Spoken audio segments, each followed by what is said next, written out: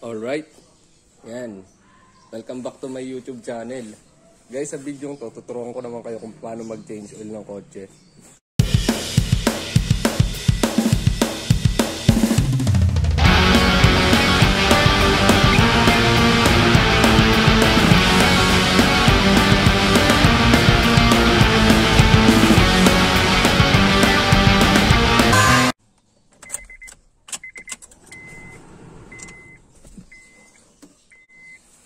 Guys, pa-startin lang natin siya para medyo mag-warm lang ng konti yung engine.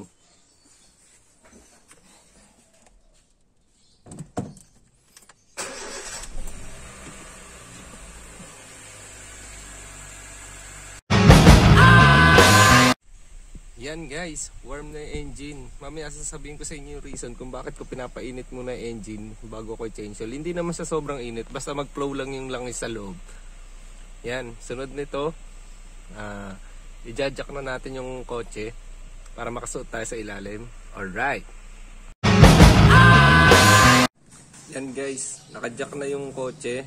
Ipapop naman natin yung hood. Buksan natin yung hood. Yan, bukas na yung hood. Next step na gagawin natin, bubuksan natin itong takip niya, yung lalagyanan ng langis. Dito kayo maglalagay ng langis. Yan. Guys, isang reason din kung ba't ko binubuksan yung takip niya ng langis para mas maganda yung flow niya ng langis pagbaba. Guys, ingat din kayo sa pag-change oil ha. Huwag kayong susuot sa kotse ng basta jack lang yung gamit nyo. Gumamit kayo ng jack stand kasi napakadelikado nitong process na to. Pwede kayo maipit. Wala akong tiwala lang sa basta jack kaya nilagyan ko na ng jack stand. Tsaka may jack pa siya sa gitna. Okay. Hahanapin nyo lang yung ilalim ng makina niya. Tapos may makikita kayong drain bolt. Sa Honda City, meron siya nakalagay na engine oil. Tapos may arrow dun sa bolt. Ang ginagamit na size ng socket na ginagamit ko dito ay 17mm. Pwede rin kayong gumamit ng, ng combination wrench. O kung anong wrench yung nandyan sa inyo. Yan.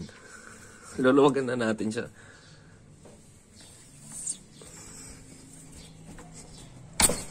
O, yun. Yan. Maluwag na siya. Pwede nyo nang kapayin. Tapos pwede nyo na yung pansahod nyo. Alright.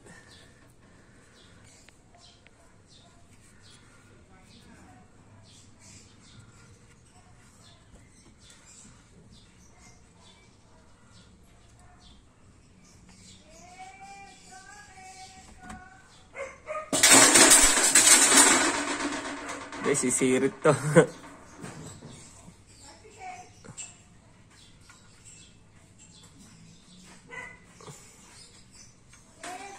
Yun. Ganda pa ng langis niya guys. Kaso pinalitan ko na. Nakaka 5,000 na kasi to eh.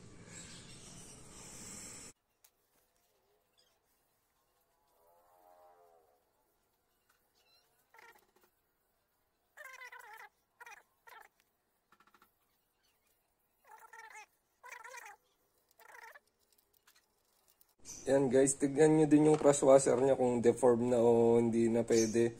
Huwag nyo na ibalik pag hindi na pwede. Ito, pwede pa to. Magagamit pa. Tsaka tignan nyo yung bolt nya kung pingas-pingas na dito, mahirap nang pihitin. Huwag nyo na rin ibalik para hindi kayo mahirapan sa susunod na gawa nya. Yan, ibabalik na natin siya dun sa may drain nya. Yan, na-drain na. Nalagay na natin dito. Okay, ibabolt na natin siya dyan.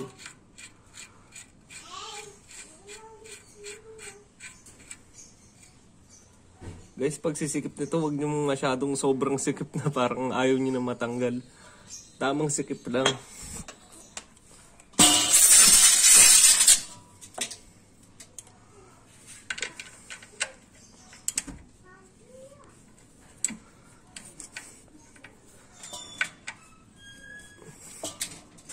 Yan, okay na yun.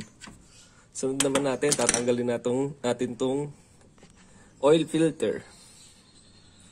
Pagtatanggal naman ng oil filter, pwede kayong gumamit ng gantong tools.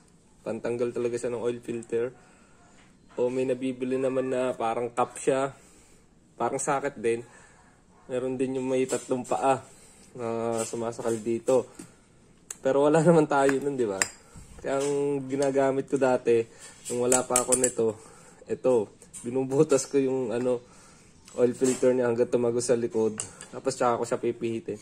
Pwede rin kayong gumamit ng ganito, channel lock. Para mapihit nyo. Kung wala kang channel lock, pwede rin itong clamp. Nagamit ko na to eh.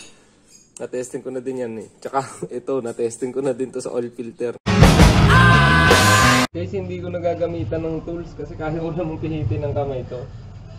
Nagpaganda na rin kayo ng sahudan doon sa ilalim kasi may langis yan natatapon. Okay.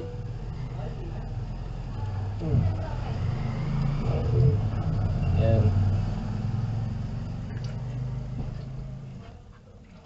Yan, hayaan muna natin siyang tumulo.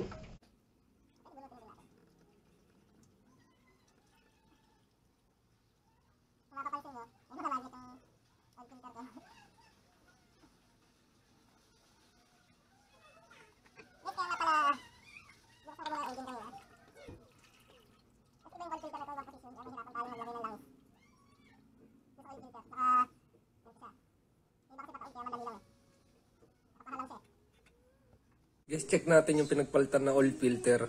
Tignan natin kung nandun pa yung rubber seal niya. Yung parang O-ring. Yun nandito pa. Kasi minsan naiiwan dun sa, sa may makina dito eh. Ayan, yun, wala naman. Yan, pwede na natin ibalik yung filter na bago. Lagyan na rin ng markings kung kailan nyo ginawa to. Kasi every year dapat nagpapalit tayo ng langis. Tapos itong sa akin, yung natatakbo niya, 85,000 na. Okay, lagay na natin to. Bago natin ilagay ito guys, lagyan natin ng konting langis dito sa gilid ng mga rubber seal niya. Kahit konting-konti lang. Hindi kasi natin pwedeng lagyan ng langis sa loob ng oil filter eh. Siya eh, matatapon siya eh. Kaya ang gagawin lang dito, lalagyan lang natin ng konting langis itong niya, yung lip niya. Alam niyo ba guys kung bakit pinestart ko yung makina kanina? Para maganda yung flow ng gasolina, ng langis niya paglabas niya. Tsaka para malubricate din yung mga cam sa loob. Kasi pag hindi natin pinestart, lalo na pag umaga, hindi mo pa nagagamit yung kotse, dry na dry pa yun sa loob. Eh yung oil filter, wala naman laman to sa loob na langis. Kaya magre-refill pa to sa loob habang tumatakbo. Ayun, safe na kayo kung pa-startin nyo. Hindi na siya magtatagal ng walang langis kasi may langis na siya sa loob na nakakapit. Kaya medyo safe pa yung gagawin natin na ganun. Okay, kabit na natin itong oil filter niya guys. Alright. Guys, kung hindi kayo sure kung ilan ang laman ng makina ng sasakyan nyo, pwede ring tansyahin nyo. Ganito gawin nyo. Kung ano yung lumabas na langis dito, lagay nyo sa bote tapos bilangan nyo kung ilang litro ba yun. Kung gaano karami. Kung gaano karami lumabas, ganun di karami dapat na mabalik. Tsaka check nyo din dito sa oil dipstick nyo. Kung anong level nung langis nya. Yan, dyan sa dalawang tuldok. Basta pag nandito, maximum siya sa unang tuldok. Yan. Pag dito, nasa minimum level na siya.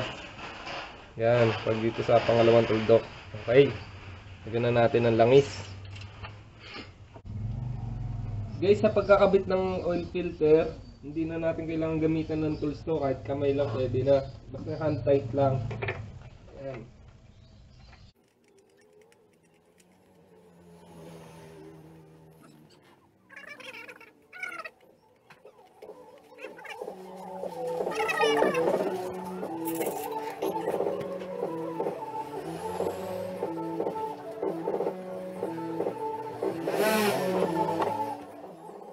Bago natin lagay itong langis, shake well before use. Itong ginagamit kong langis, Shell Helix HX7 5W40.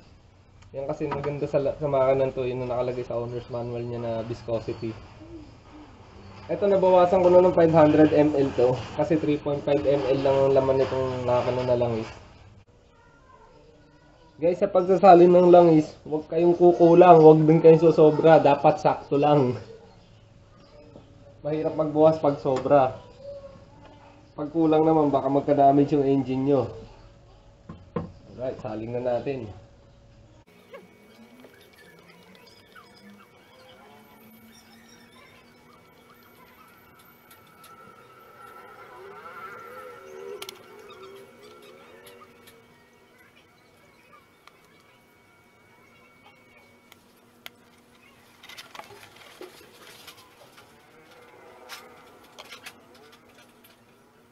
Yan guys, pwede na natin sa takpan.